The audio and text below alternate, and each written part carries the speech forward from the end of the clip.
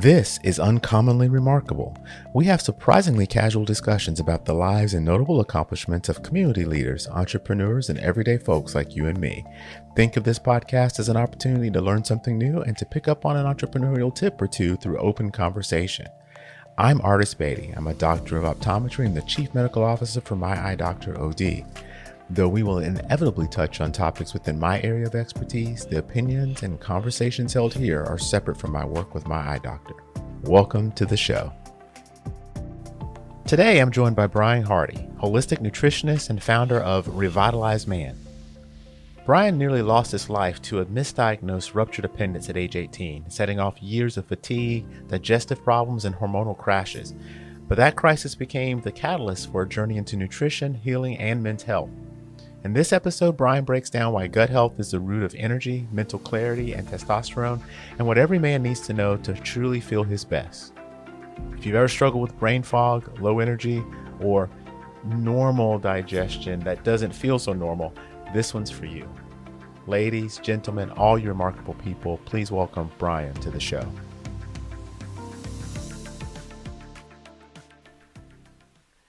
Bryan, welcome to the show. I'm very excited to have you. Thank you so much for spending some time with us today. Yeah, thank you, Artis, for having me. I'm excited to dive in, and I'm sure that we're going to have a very interesting and expansive conversation. And I think we've got a lot of things to talk about, and I have been doing some episodes and really learning about health and wellness from a variety of different angles. I've talked a lot about mental health, and I've talked a lot about physical health. Gut health is one of those things that we've touched on a couple of times, and each time I learn something new and I'm able to put something new in action. So I'm really looking forward to that part of our conversation. So to level set everybody, why don't you tell us a little bit about Bryan? Tell us about who you are and what you do today, and then we'll talk a little bit more. Yeah, thank you for that. So to make a long story short and easy to digest, pun intended, when I was 18 years old, I had always been, into fitness, into sports, basically I wanted to be like a, action star ninja, growing up. So I would watch these movies, I would watch, different shows on TV, and I think, I can do that. And I just climb trees and climb buildings and try to jump over car hoods and skateboard and mountain bike and all these fun things, which I came to realize later was my neurochemistry is really wired for adrenaline, which is why I'm drawn to extreme kind of activities. But all that is to say, I was physically very active, but nutritionally, I ate very kind of, average, I would say. So, mom would cook nice dinners in the evening, but up until that point was a whole lot of not so great stuff. And I was, of course, addicted to sugar, like most kids are if they get access to that kind of thing. Addicted to dairy in a large part, also lactose intolerant, which is a bad combination if you want to feel good and not be bloated and gassy. Yeah, it got worse over time to where I really realized, okay, there's something going on here. But just to say, I did not grow up, being aware of nutrition and health and all these kinds of things. This all came after what was the turning point for me, which was I was 18 years old, first year of university, whole life ahead of me, feeling great.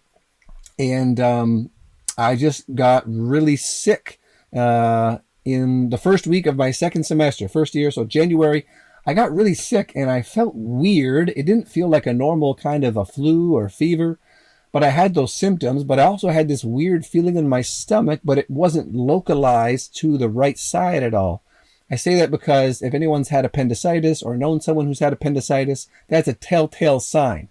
And when that's there, it's like, okay, go to the emergency room. They're probably going to take it out. And it's a fairly straightforward recovery process if they do it in time. Right. Mine was not done in time. So I was just sick as a dog for 4 or 5 days. And then eventually the pain got so intense, it drove me to the hospital. And that hospital completely missed, the doctor I saw rather, completely missed what was going on.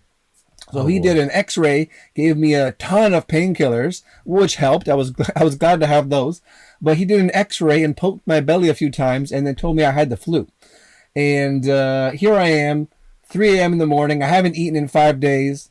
I haven't used the bathroom in 5 days. Not to be TMI.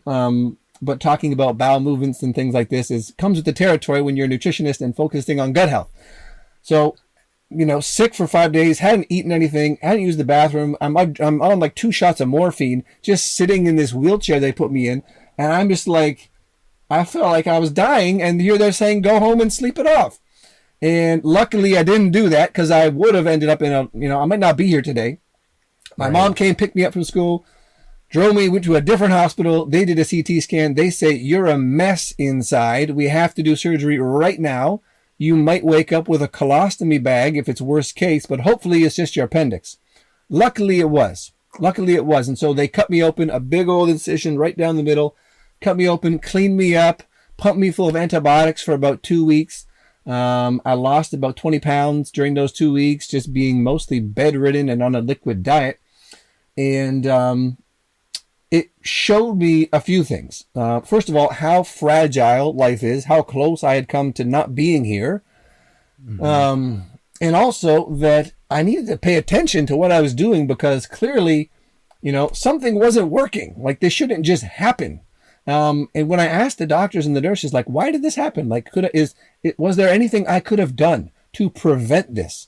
And they said, well, we don't really know why it happens. It's kind of genetic, and it kind of just seems to happen to some people, but like, don't worry about that. Just focus on your recovery, focus on feeling better, and don't worry about it too much. And that was not satisfactory to my, at that time, engineering mind. I was studying automotive engineering technology, and I've always loved to know how things work. And so it's like, okay, that answer is very lackluster in terms of getting to some sort of reason or understanding in terms of how this happened, why this happened, and what I should do moving forward to prevent future, medical issues from taking place. And that sent me to a multi-year recovery. I didn't understand anything about probiotics, so I went back to eating like a university student, binge drinking beer on weekends, pizza, takeout, all this kind of stuff.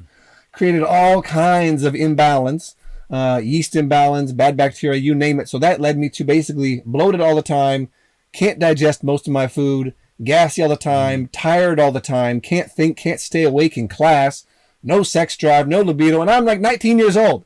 All right. I'm like, this is not right. This is definitely not right. And I saw a naturopathic doctor who had been caring for my mother at the time, as she had been recovering from stage 1 breast cancer. And that naturopathic doctor recommended me a book on nutrition called The Thrive Diet.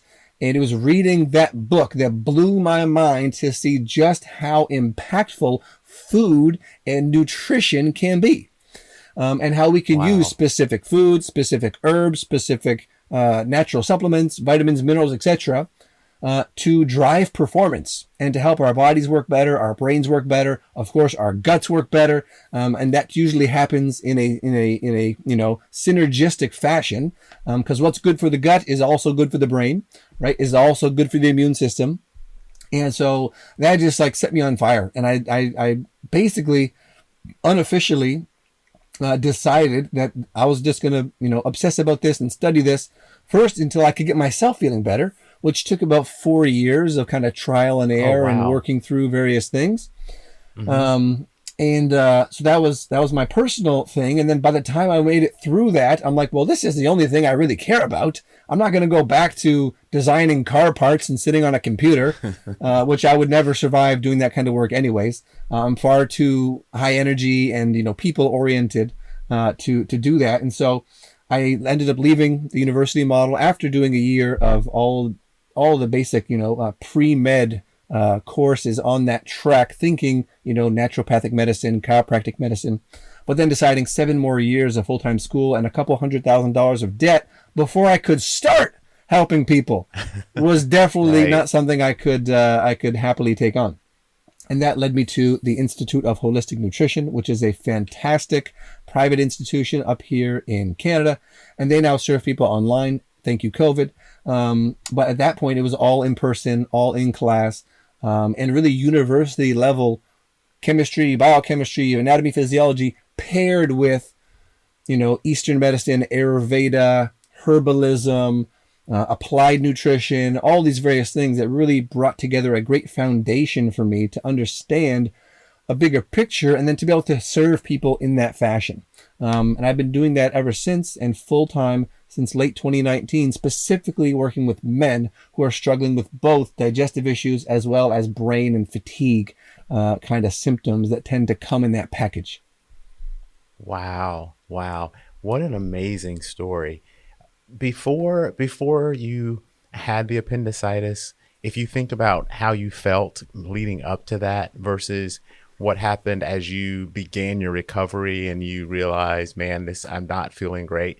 Were you feeling some of those same things before the appendicitis and just considered them to be normal, or was that something that happened after the appendicitis only? No, it was definitely my entire life pretty well, both because I was eating, right? Not a whole lot of soluble fiber, not a whole lot of fresh vegetables and fruit in my diet for many years. And so lots of dairy, lots of gluten, lots of grains, lots of heavy, sticky, hard to digest material, combined with improper mechanics for sitting on a toilet, right? Most people are sitting, not squatting, and it causes all kinds of constipation and issues with elimination. And so my entire life, basically, I had been constipated and not realized, right? I didn't know it wasn't supposed to be hard to use the bathroom. I thought that's just what you did. You went in, you sat on the toilet for like 15, 20 minutes or more and squeezed a bunch and then found some relief and got on with your day. And so it wasn't until a few years later I realized, oh, we're actually supposed to squat to go number 2. What a concept, right? And that has changed a whole lot to the point where now I basically, if I don't have to, I will refuse to use a toilet that I can't squat at. If I'm in a public restroom and there's a garbage can, I'm going to flip that garbage can over or pull it over or do something to get my feet up to make it for a much easier, effortless evacuation. But so yeah, my entire life I was constipated. I was not digesting or very tolerant of these things I was addicted to, which is another theme we can touch on. That's so often the foods that we think we can't live without, right? What I hear from most people is cheese, right? Cheese, coffee, red wine. These are a few. Many times that's because your immune system is actually reacting to those foods, which, if you're in a chronically low energy kind of depleted state, is going to give you a hit of stress hormones. And it's going to feel good, right? So people think, oh, I couldn't possibly live without that. I love that. That's my favorite food. But when we have intestinal hyperpermeability, aka leaky gut, when that's going on and we've got digestive issues, the things we consume the most frequently, the most commonly, are likely to be the things that we're reacting to the most as well. And it's not to say you can't ever have those things, because you can reverse a food sensitivity. But it is to say we need to be really, really attentive to how you feel when you eat certain things, and to not just take your baseline, which for me, constipation was the baseline. I thought that was normal, right? Most people, if they've never done a really clean diet or an elimination diet or even dairy and gluten-free for a month or two, if they've never done that, they have no baseline for what they actually feel like in the absence of those foods, which in my experience, 90+% of the time are going to be causing some level of distress, both in the digestive tract, and then it can also, bleed out into the immune system and into our cognition. Now I think that's a really, really fair point. Baseline, or establishing baseline, is one of those things that is very difficult to do unless you're forced into it for most folks, right? Because you've got the specific things that you enjoy or the things that are available to you. And so you make those your habituals. And so resetting that and deciding I'm going to eliminate all of these things or a lot of these things that I'm used to having, to figure out if I feel better, is very difficult for folks.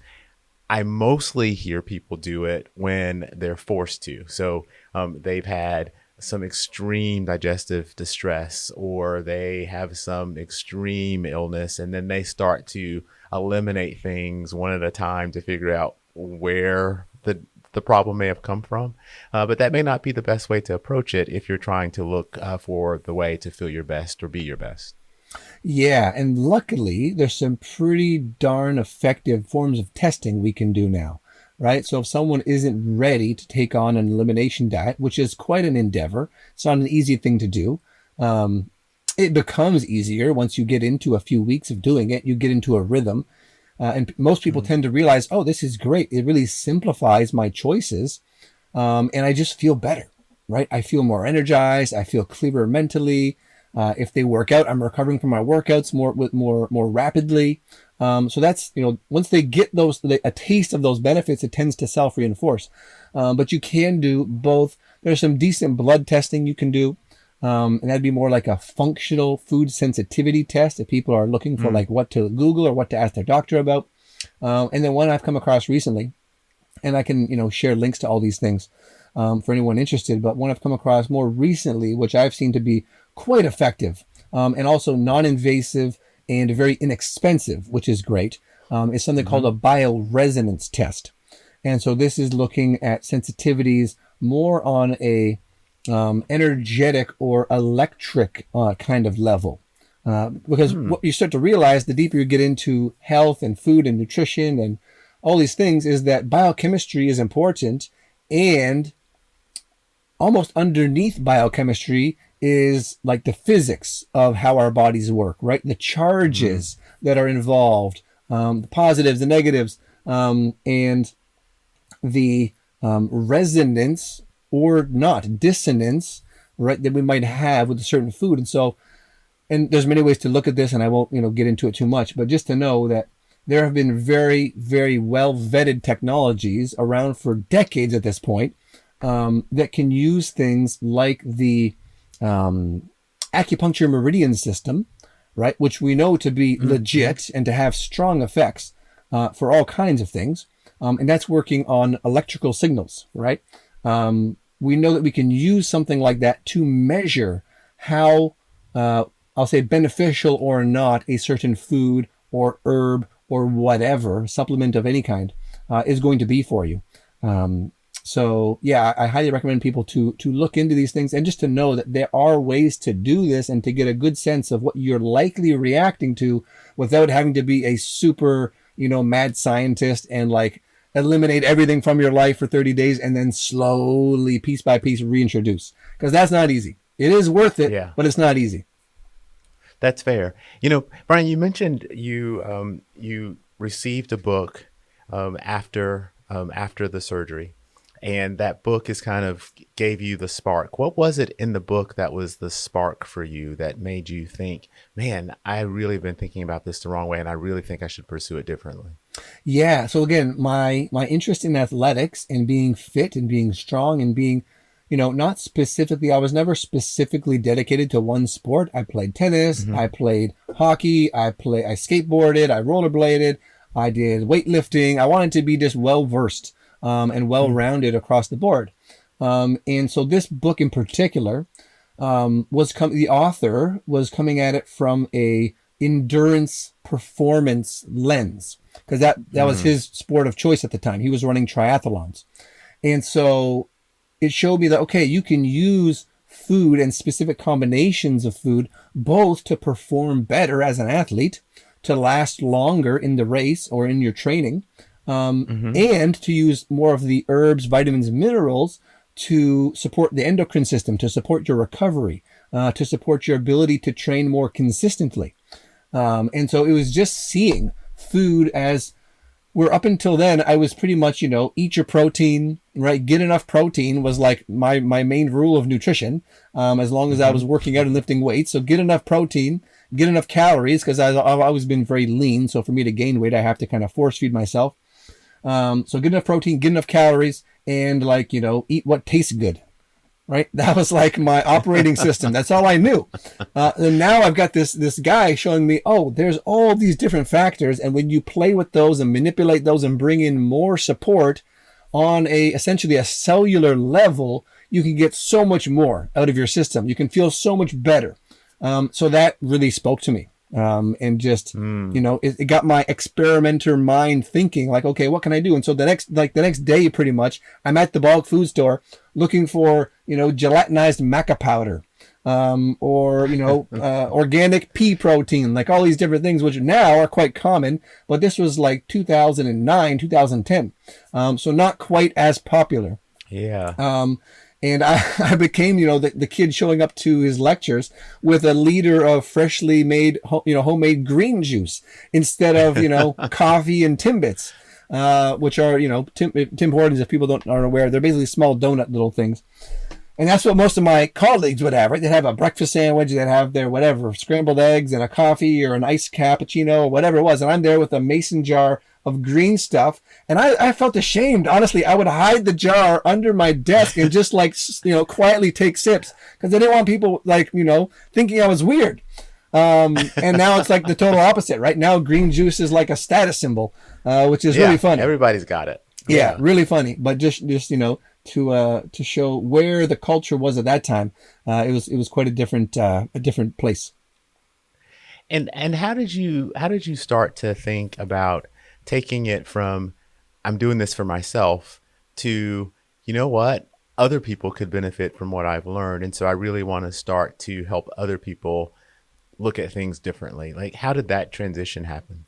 Yeah, so like most people or many people that I've met, you have a health crisis of some sort. It really causes you to reorient your life.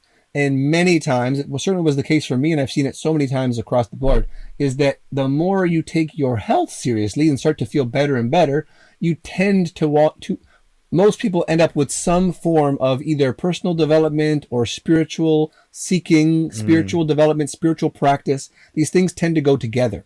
And so I was just reading things, listening to things, studying great authors. And when I would talk to my friends, I would just be so enthusiastic, right? And I love to talk. I think I was kind of born to speak. At least part of what I'm here for is to share and to speak. And so I would talk to my friends and we'd be done a conversation. They'd just look at me and say, "You're like a really inspirational guy, man." And I'd be like, "Oh, okay. Thank you. Like, this is just what I'm learning and what's working for me." And so, amazing. And so I got that feedback enough times, and then having worked with a naturopathic doctor and then becoming a voracious podcast, consumer. And at that point, there was a good amount of health-focused podcasts available. And I was seeing, okay, these people are clearly, this is what they're doing, right? Whether they're a nutritionist, a personal trainer, they're sharing a message. They're oftentimes developing books or products or courses, and they're helping people. And it's a viable way of living and a viable way of creating a career path for yourself that is outside of the standard, go to school, get a job kind of format. And it made a lot of sense for me. And I've always been one to kind of go against the grain, as it were. Never really feel like I was fitting in to normal standard culture. And so it just progressed. It was really just having in-person mentors and practitioners who really gave me a ton of support and a ton of empowerment to feel better. And then seeing these examples of people who were doing this full time and sharing a message and thinking, okay, I guess I'm doing this. And so when you started to think about the effect that that gut health can have on people, I mean, I think we talk a little bit sometimes about all of the autoimmune disorders that are out there. People are sensitive to something that has now triggered their immune system, that's now made them have an autoimmune reaction. And we were talking a little bit before we got started, and there may be ways to help mitigate some of those types of changes or reduce the effects of some of those types of changes that can really start in the gut. Can you talk about that just a little bit? 100%.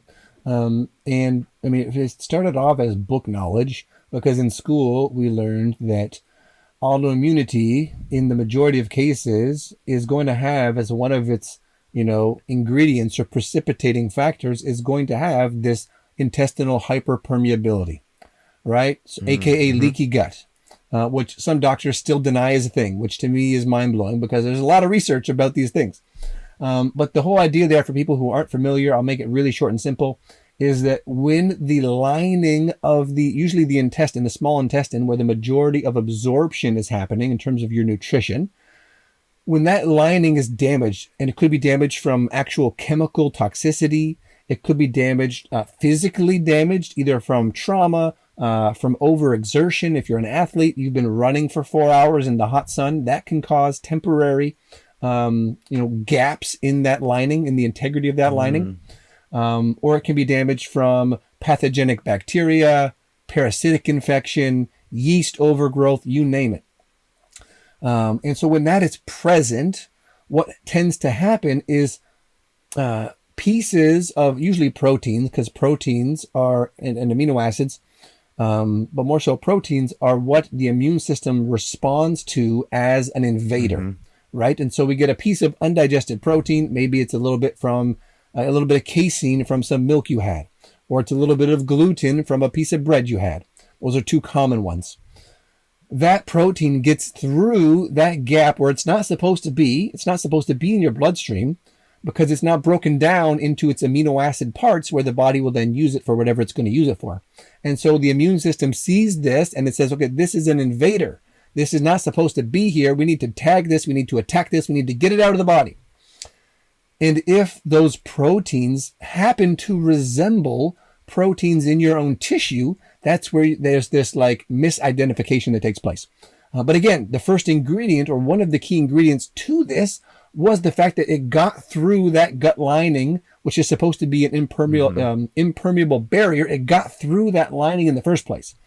So it goes to suggest that if we can fix whatever's causing that leakiness in that barrier, then we can give the immune system a break, stop triggering it day in and day out, which is usually happening if you're eating, something you're reacting to 3 times a day, 4 times a day as a staple food, then it's just constant being triggered, which is very draining. It's very taxing for you energetically as well, which is why fatigue shows up for most of these people. And so knowing that was like, okay, cool. So I've got the framework, and I had to do a bunch of rebalancing of my own system because I had a terrible yeast overgrowth after, massive amounts of antibiotics and then back to standard eating and then overgrowth and just everything was a mess. So I had rebalanced that in myself. And then I had a client come to me, someone who was referred to me, who had a diagnosis of ankylosing spondylitis, a very painful condition, essentially inflammation and fusing of his spine due to this autoimmune, reactivity happening. And to his credit, he was very open. He didn't want to go directly onto the heavy-duty immune suppressing drugs that would be typically prescribed, and he wanted to see what was available. He was in his early 30s. And so he was curious, he was open, and he got referred to me, and I ended up helping him and his wife. His wife went along. She didn't have the same condition. She had some stuff that was not great, but she, adopted everything he was doing just to make it easy. Which I always say, if you're in a relationship, you have a partner, the more that you can be supportive of this journey and do it together, just the better outcomes everyone's going to have, and the more manageable and enjoyable the experience is going to be. Sure. And so they did it together.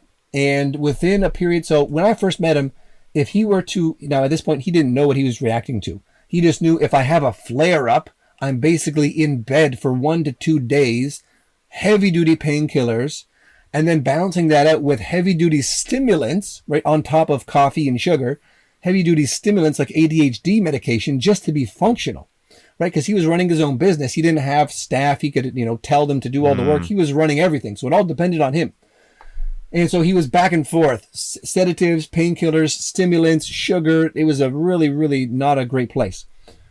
Within 10 weeks of being very strict on first eliminating the pathogenic bacteria, the yeast overgrowth, eliminating all that stuff, which we did naturally with antifungals and antimicrobial herbs, and then reintroducing enzyme support, probiotics support, anti-inflammatory foods in terms of what he was eating from, very, very, simplified anti-inflammatory template, and then focusing on regenerating that lining, that stomach lining, right, or the intestine lining, focusing on what are the herbs we can use, or the amino acids, things like L-glutamine, things like slippery elm, root, which is an herbal medicine.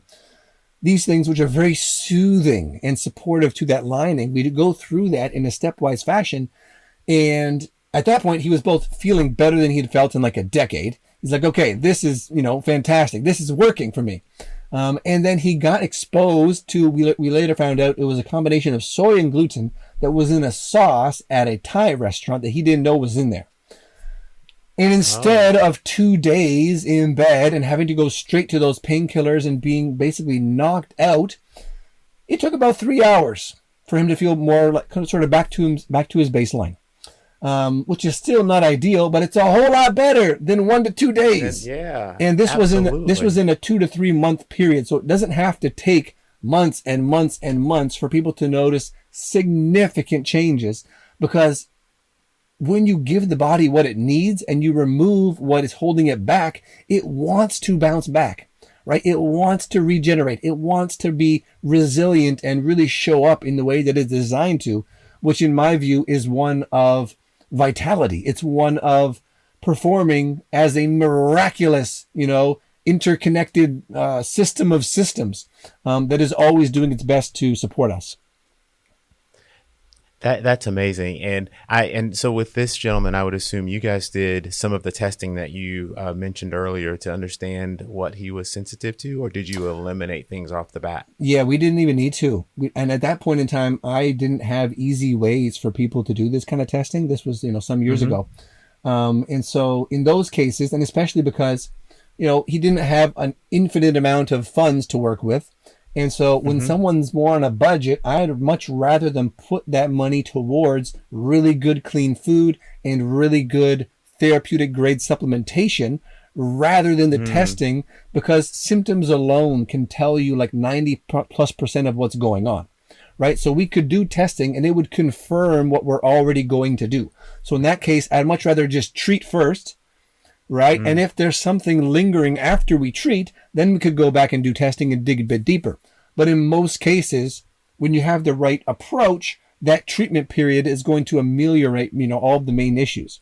And so you're just, repurposing those funds to something that's, you have to use them anyway, right? There's no getting to where you want to get to without these pieces. And so let's just put your budget into that. Make sure you've got enough to make it through this period. And then worry about anything that's lingering on the backside. Fair.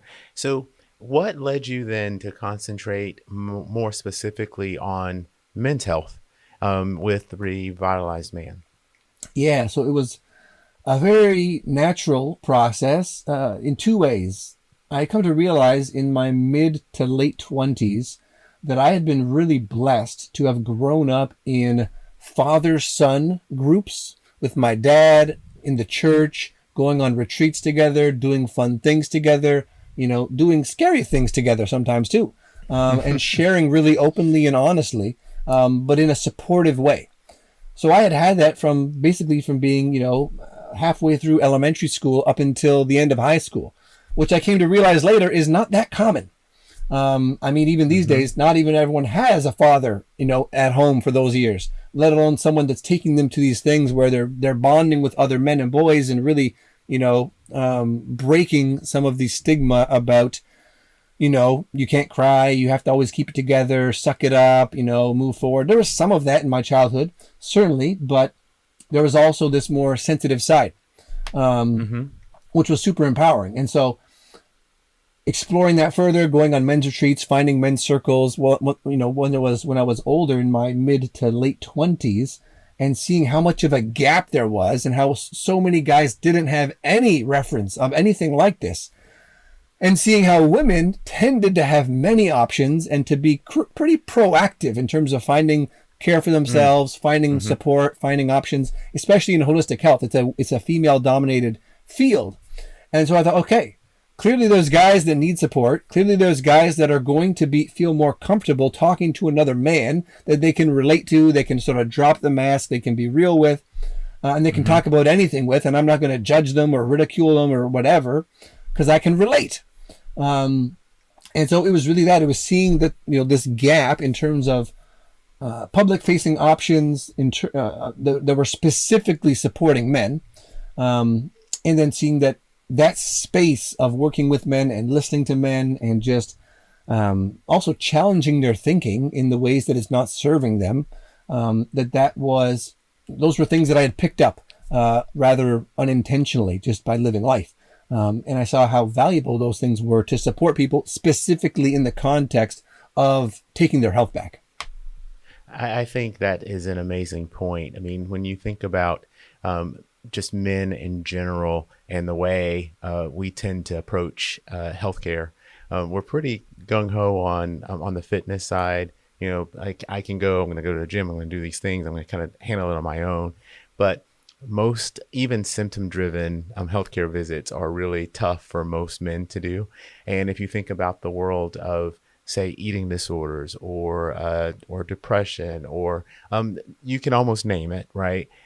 You tend to have more frequent diagnosis and treatment options for female. And so it was interesting to me when we started talking that you were focusing specifically on men, because I do think it's an area that is missing or it's not readily available for most men to be able to find a male-driven professional to help them with something that may be very sensitive for them when they start to explore it. Totally. Yeah, so that was really it, and it's been quite a journey that I'm very glad I said yes to that. And because prior to that, I worked with anybody, and it was great, and I helped some women, and it was fantastic. But also, I'm not a woman, right? And I don't understand the intricacies of like a hormonal cycle, right? So rather than try to figure that stuff out, let me just deal with the same sort of, systems and patterns that I have and just focus on that. Yeah. So if people are really starting to think, man, this could be something that could help me, where would they go to find you? To find me, the easiest place is my website, which is revitalizedman.com. And that's revitalized with a Z or Z for my Canadian friends. Revitalizedman.com. And from there, you can find videos, you can find links to social media, you can get in touch. Everything is fairly easy to find there. And I mean, if someone just Googles Bryan Hardy, Bryan Hardy, like Tom Hardy, like the actor. If you Google Bryan Hardy nutritionist, you'll find me. I'm not hard to find. So yeah. Most excellent.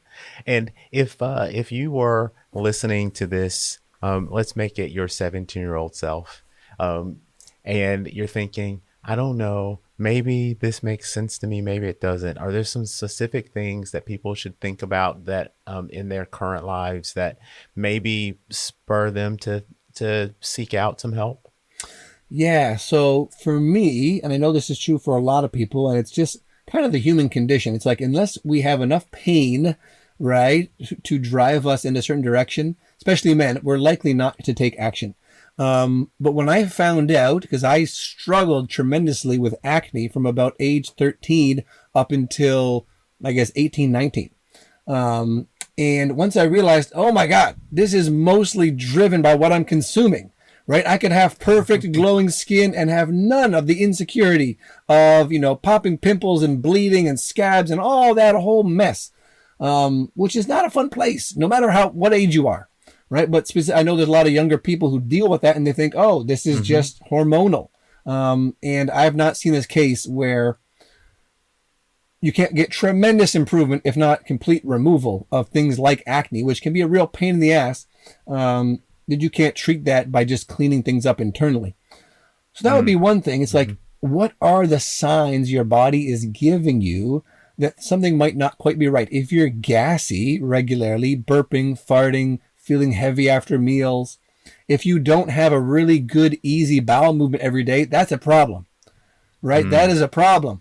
And most people don't realize it's a problem, right? Or if you're dependent on stimulants in order to have a bowel movement and in order for your brain to turn on in the morning, that's a problem, right? These are not natural things. They're not normal things. They become normalized because they're so common, but that's your body telling you through symptoms, I need some support here, right? Look at this, pay attention to this. And the more that you do, I can guarantee the better you'll feel, the more energy you're going to have, the more confident you're going to be, with romantic partners, in business, as a professional. All those things lead from you feeling your best. That's incredible. That's incredible. Well, Bryan, I have to say thank you because I think you pointed out some things that are really, really important during the conversation today, and maybe things that people haven't thought about before. I love that you've actually gone on the personal journey, so you're not really just making this up. You've actually lived it, recovered from from real problems, and gotten better. Now you're helping other people, and so thank you for the work that you do, and thank you for sharing all that with us today. My pleasure, Artis. Thank you so much for having me. This has been fantastic. I really enjoyed getting to connect and getting to share, and I look forward to more. I'm going to make sure that we link Revitalize Man in the show notes, and hopefully people will reach out and at least ask questions and get better understanding. And maybe we get to talk again some because I think we've only scratched the real surface of this conversation. I think there's a lot more that we could talk about. Yeah, and one more little thing I might leave for the listeners, especially the men out there.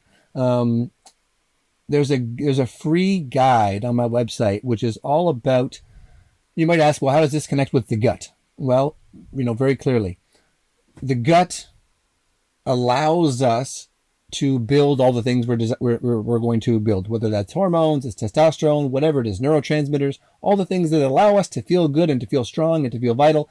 That depends on a healthy gut. And so I put together a cheat sheet of natural things you can do to optimize your energy and your testosterone, right? For me, that was super supportive because there was a time where I was very, very low energy, low drive, low libido. And I knew, okay, something is not exactly right. And then I experimented a whole bunch and then ended up doing blood work. And according to the stats here in Ontario, I was off the charts high for my total testosterone, which is a good thing because those charts are not anywhere indicative of what's optimal. And so that's one other thing that I've lived the experience of feeling very low and depleted, and then proving to myself through nothing but basically nutrition and lifestyle that you can get dramatic improvements, both in terms of your subjective well-being, but also objectively in terms of optimizing those biomarkers that we think about when we're not feeling our best. So that's there at the website, revitalizeman.com/guide. Highly recommend people check that out, and save yourself a whole lot of stress and worry and research, and just go straight to the goods. Do this, don't do this, see how you feel, and then iterate from there. Absolutely perfect. Absolutely perfect. So thank you again for the time you spend, and hopefully we'll get to catch up and do even more of this sometime soon. That'd be great. Thanks so much. If you've made it this far, then I have to thank you for your time. I hope you've learned something new and enjoyed listening to the discussion as much as I enjoyed having it. I'd love to hear from you about the show because we're working really hard to bring you great content, and the feedback really helps us get better. If you like what you've heard or watched, for those of you who are streaming out on YouTube, then take a split second to give us a thumbs up or a like. It really helps other people like you find the show too. And no one likes to miss out on the good stuff. So go ahead and subscribe and hit the notification bell so you don't have to wonder when or if there's a new episode. And until next time, stay remarkable.